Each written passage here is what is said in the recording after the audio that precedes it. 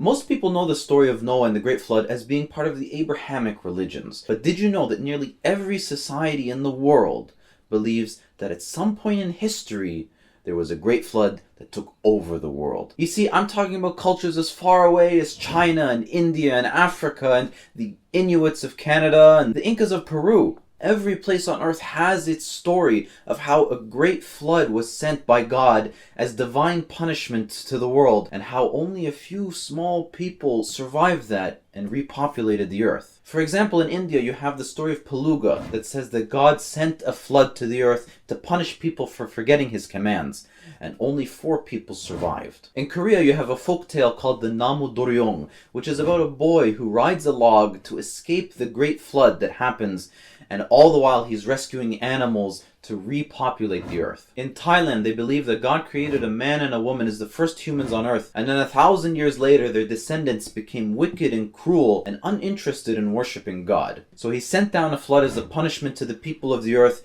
and only a few survived, which are the people that he forgave. In ancient Iran, God warns a man called Yima of an incoming flood. And so he's commanded to build a shelter and gather 2 of every animal, bird, and plant to repopulate the earth. In ancient China as well, there are many flood myths, though these ones differ slightly in that they're not punishments sent by God, but rather natural occurrences. The Incans believed in the flood, and they call it the Unu Pachacuti, and they believe that God only saved 2 people from that flood. In the Philippines, same story. Flood wipes out entire humanity, and only 2 people survived, Wigan and Bugan, who repopulated the earth. There are so many of these stories from around the world, and I could go on and on and on, but I think you get the point. And if you want to read more flood stories from around the world, you can actually search on Google. There's a Wikipedia page called List of Flood Myths. It's a really good read. But for us Muslims, we believe in the story of Noah and the flood that came across the earth. And it would make sense that so many cultures around the world believe in this story, because if it's true, every one of these people is a descendant of him. I mean, how else could one story